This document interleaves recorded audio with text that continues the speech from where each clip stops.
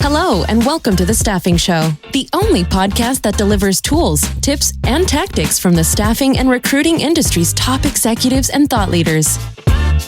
Today's podcast is brought to you by Staffing Referrals. At Staffing Referrals, we understand the challenges your agency faces every day. From finding high-quality candidates and clients to automating your recruitment process, our platform is designed to help you grow your agency faster. Imagine a world where your agency can automatically build your talent community, improve your recruiters' productivity, and automate manual processes, all the while improving the candidate experience. But don't just take our word for it. Here's what a few satisfied customers have to say. Our referral program boomed after partnering with Staffing Referrals. The technology allows us the tracking, communication, and reporting our traditional referral program desperately needed to unify and expand. Can't imagine our business without it. Are you ready to transform your staffing agency? Let's reduce your dependency on job boards, deliver the experience your candidates expect from a modern business, and turn your talent pool into a competitive advantage. Visit staffingreferrals.com and get ready to grow. Hello, everyone. Thank you for joining us for another episode of The Staffing Show. Today, I'm joined by Hillary Baker, who is my teammate and good friend, and who is deep in the AI game with me. And today we are excited to jump into something a little bit different. Normally we're having on the leaders in the staffing industry. What we're going to be doing is talking about some of the things we are learning and gaining from using AI and having different people join us and talk about the actual specific use cases and implementation of AI in staffing today. What you're going to be hearing from us is a lot of examples of how we're using it in our business and hopefully some ways that you can apply to your business to get a better ROI and have it have a bigger impact on your day-to-day work. Awesome. Thank you so much for having me, David. I'm not often on the podcast, so this is exciting. And I'm really, really excited to start digging into some of this AI stuff with you. We started this because we are talking about how we're using AI daily, many times a day on Zoom and then on phone calls and then on text. So we're like, why don't we get some of this out into the world? Let's share this with the people who might get some more value out of it as well. So what we wanted to dig into for this first episode, though, is something that everybody I'm talking to, regardless, honestly, of industry, but a lot of the staffing leaders are asking, how on earth am I going to start proving an ROI on AI? I've adopted the tools, I've bought the things, my team is using it, and I know they're using it. I know I'm using it, but how do I know it's actually working? Like, how can I connect the dots to how this is impacting my bottom line? So, Dave, I wanted to ask you about this because you are building with AI constantly. Like every time I talk to you, you're like, I've maxed out my usage on this one and this one and this one and also this one. And you're talking to owners of staffing agencies every single week.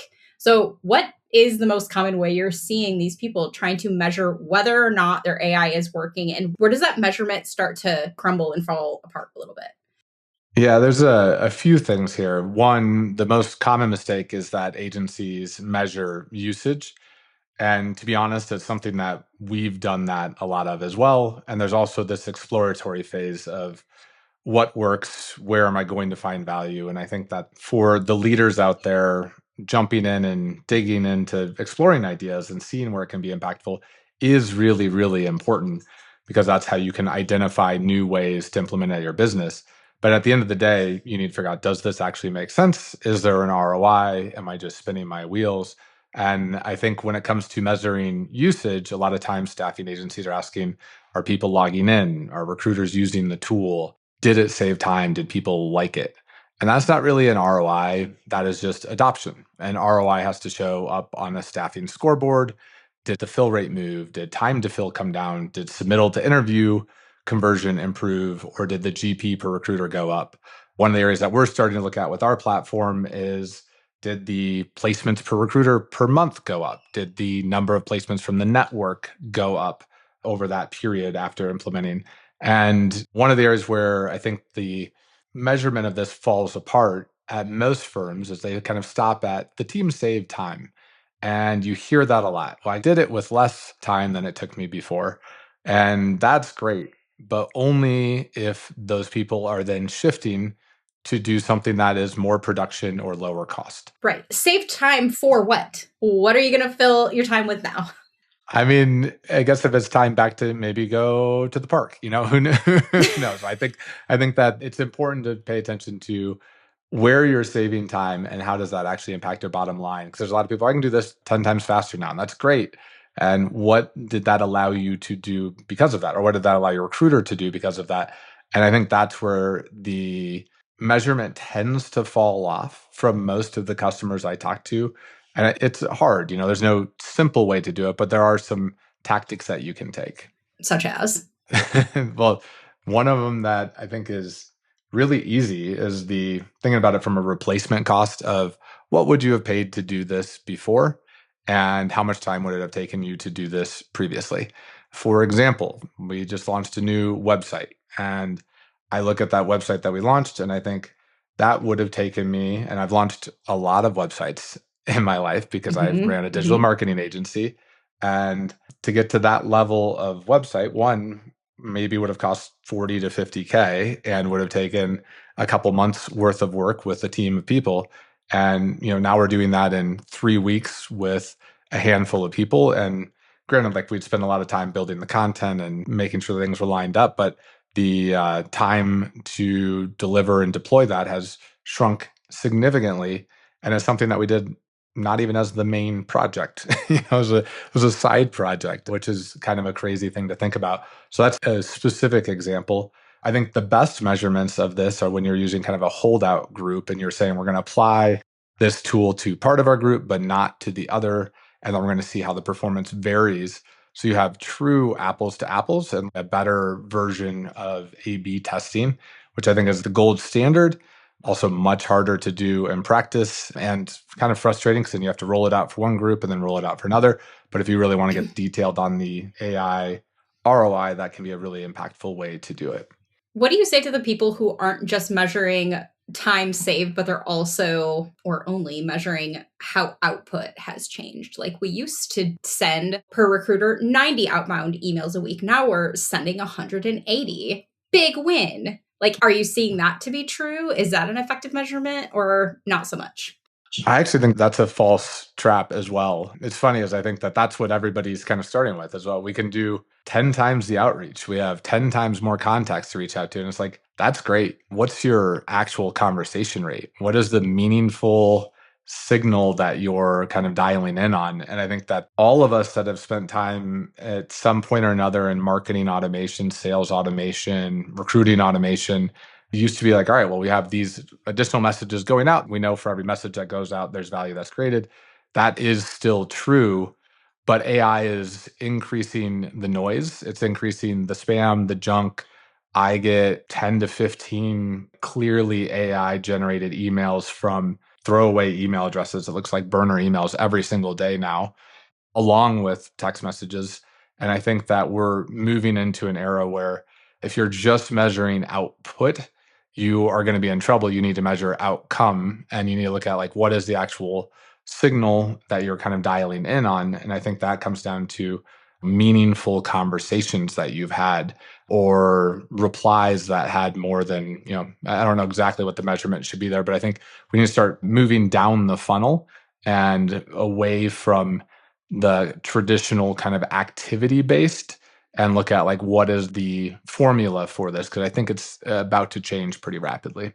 You mentioned quite a few different measurements at the top, like has your fill rate changed? Has your margin moved? What's your redeployment rate? Where do you, from where you're sitting, see AI having the biggest impact on those numbers? Where should people be watching first? I mean, AI is inherently good at compressing processes or collapsing systems and processes into simpler, faster, more actionable items. Things that used to take 10 hours can be done in 30 minutes when organized correctly. So I do think that the idea of figuring out who to call next is something that maybe used to take 30 minutes. Like I need to figure out like the top 5 people to go reach out to for this job. That should be shrinking pretty rapidly and allowing people to have more meaningful outreach. And I think that you can map internally all of the processes that you have today, look at where you think AI can have a big impact. I mean, one of the things that I always talk about, recommend over and over and over again is the concept of meta prompting, which is prompting the prompter. And I think it's really important to just lay out what are all of the challenges, where is your team spending all of your time, just write it all out in a Google Doc or a Word document and list all of the things, like as many of the challenges that you have, as many of the processes that you have, the things that you think are clunky, and feed that into whether it's ChatGPT or Claude and say, hey, I need your help identifying the areas where AI could have the biggest impact and where we would have a measurable ROI. And that can be a great way to filter down to exactly what you need to work on next and where AI can have the biggest impact. One of the things we've started using is the RICE score: reach, impact, confidence, and effort. It's funny is I'm like, I use it and I'm like, all right, let's rank them by RICE score. But I have AI do that over and over and over again. I'm like, here's my goal. Here are all of the processes that we have in place. Here are the challenges that we have. Rank where AI can have the biggest impact, put a RICE score on it so that I know where to start. And it will often pick, all right, here's the thing that I'm really confident I can do for you. And here's the impact and the effort. And granted, like it has the overconfidence that I think we've all probably experienced at this point where it thinks it can do everything and it doesn't always work out perfectly. But it's a great way to dip your toes into thinking about where to apply AI strategically. And then also, while you're doing the RICE score, say, what do you suggest the ROI would be for this and how would I measure it? And the great part is it will suggest that too. It will give you some specifics on that front too. And I think that a lot of times people are asking, how do we do these things? And a year ago, it was, well, you have to learn how to be an amazing prompter. Now it is, you have to know what questions to ask AI to help it solve you the problem you need. And that meta prompting skill set is becoming more impactful because frequently it has, I always think of it as like you have the smartest person that you've ever been next to ever, but it has very little context on who you are frequently. So it's not always knowing what to solve. But if you can give it enough context and then ask it the right questions, it can actually help narrow down your focus and help you figure out where you can drive that ROI and also how to measure it. When are you finding that it's most important to have that human judgment piece of it come in, though? It gives you this beautiful table, says ranked by RICE score. Here are the things that can give you the best ROI starting today. When do you know, yes, that sounds like a great plan? And when do you need to have some sort of human intervention where it's like, let me take this to my team or let me brainstorm this independently? Where's that line for you? Everywhere. I mean, I feel like the amount of edits that I go through with AI, it's like 60 to 90% great, but that other 10 to 40% is really, really bad. And I think it's important that you pay attention and you have to know, I think this is why the human in the loop, the judgment element of this, I think that's why it's really important. And, that's changing and it depends on the context. It depends on the prompt. It depends on the task. The more determinate a task is, if it's, yes or no, 1 or 0, and it's very clear, it's better at those things because you can say, here's an example of what good looks like. Here's an example of what bad is. And then you have a way to have it measure itself. But we are finding that the human in the loop, the judgment aspect is really, really insanely valuable. That said, I also think that you can have AI. I've started running loops where you have it run for a few hours or try to run overnight and self-refine and improve to see where you can get it to go from there. And sometimes you end up in a great spot, but we're trying to kind of refine that and look at better ways to automate our internal processes. So just zooming back out to what should staffing agency owners really be keeping an eye on a daily basis? Aside from usage, we know that everybody's tracking usage. They know that they're onboarding recruiters, getting recruiters up to date on, do you have Claude? Do you have ChatGPT, et cetera? What else should they be measuring now that wasn't even a metric that wasn't top of mind a year and a half or 2 years ago?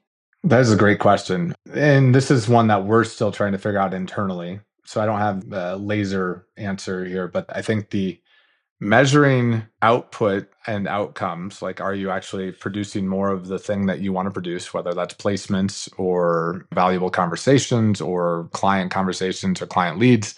I think that having those be a primary thing to measure. I do think that because we are in such new territory with AI, There's a thought leader that I follow, Nate Jones, has just amazing content about AI on a daily basis. It's pretty deep in the game and very product centric.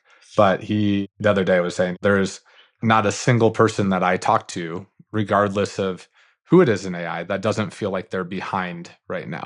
I think I even saw the creator of Claude Code, Boris, I believe, the other day I saw on TikTok that he said he feels like he's behind. It's like there is so many moving parts and it's a new frontier. So there is no set in stone. Here's exactly how you do everything. And by the time that happens, a new model is released and the game changes again. So don't have exact clarity on what to measure. I do think, if we go back to the fundamentals of what does success mean for your business? What does success mean for your customer? Is it, hey, we are placing people faster, we're delivering higher quality people, we're keeping people on contract at a longer rate? I think those core business metrics become more important. And then it's how does AI, it's a tool, just like many tools that we've had over the years, and how does AI kind of serve that outcome? So I think that the North Star metrics become more important as you have tools that kind of accelerate a lot of the day-to-day work that used to take so long. Do you think that any new roles are going to start popping up within staffing agencies because of this? Oh, yeah. If I owned a large staffing agency, I would be hiring at least one or two people, maybe a handful, to be leading the charge in terms of where AI can go and what it can do for my business. And if not hiring internally, I would be looking at really strong partners to incorporate, because I think that the gains that we're going to see from AI are going to be astronomical compared to what we've seen over the years. And I'm, as you said at the beginning of this, I call you with ideas about how to use it and what I'm doing. I am maybe, I don't even know if it's a healthy level of obsession, but obsessed is for sure the right way to say it. And I think part of that is I just see what is possible with it. And I'm having so many breakthrough moments where I'm like, wow, I didn't realize I could do that. I didn't realize I could make that happen. And that's something I've thought about for years, but I thought that was a very difficult challenge. And it's fun to see what's possible. And I think that's going to happen more and more in the staffing space and just with business as a whole. I saw the other day, I don't remember the exact titles, but they were talking about the different roles in software of, there's a designer, there's the product manager, or the user experience person as well. And they're saying that these are kind of getting compressed as well. And there's now a builder. There might be a idea person that's just doing MVPs. Yeah, I saw like sweeper, and it's the person who's sweeper, responsible for optimizing. Yeah, exactly. So I do think that the roles are going to change in the software landscape. I think they're going to change in staffing too. I think we are moving into that era where you're going to have recruiters that are able to do 10 times what they used to do because they are AI enabled recruiters. And I think that's the future. I would also, word of caution, more AI is not always better. More messages is usually not the right answer. But I think trying to figure out how to use these tools to be smarter, more strategic, more thoughtful, to help it actually facilitate relationship versus just inundate people with more automation. I think that's the right path. And I think that that's one where we're starting to see. It'll be interesting to see what the next few years look like when it comes to the traditional role of recruiter and having to be, got to do 100 calls a day. And it's like, well, maybe that still is the case, but those 100 calls should be a lot more valuable because you have AI helping facilitate who to call. Mm-hmm. So every episode, I'm going to ask you the same thing. What is one AI development that you are watching super closely over the next 2 weeks, and why? Oh, God. Well, which one am I not? For any of you that don't know, Fable 5 was given to us and then taken away, but it has been back as of last Wednesday, I believe. And it is the newest release of Claude Code, and it allows you to do, it's the most advanced Claude Code and AI model out there in the market right now. It's kind of a precursor to Mythos, which is going to be their future model. And the functionality and capabilities of it are really insane. I mean, it's able to do things that solve problems in a way that I've not seen before. So that is super exciting. One of the areas that I just have not stopped thinking about since last summer is the concept of, I don't know if you call it a second brain, but storing real-time context, storing all of the, I think of it as the data exhaust from your day-to-day work.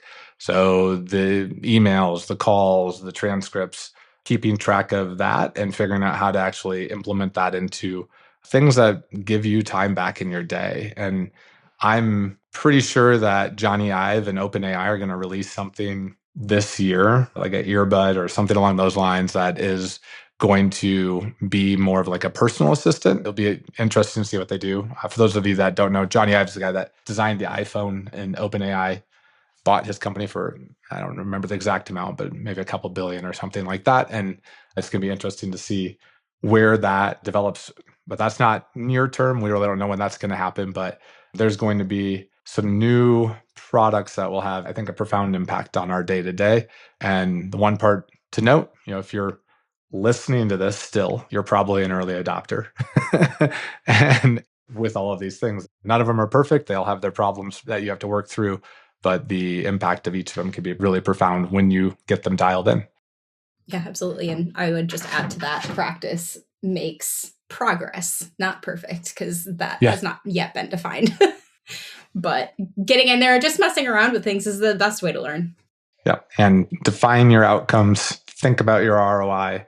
This conversation was a lot about ROI, and candidly, we're at the earlier stages of it. I'm like, oh, this is saving me this much time, so I'm jumping in because I can do more than I used to be able to do. But I'm trying to work towards better model internally for how do we measure the outcome? How do we make sure we don't spin on something for too long?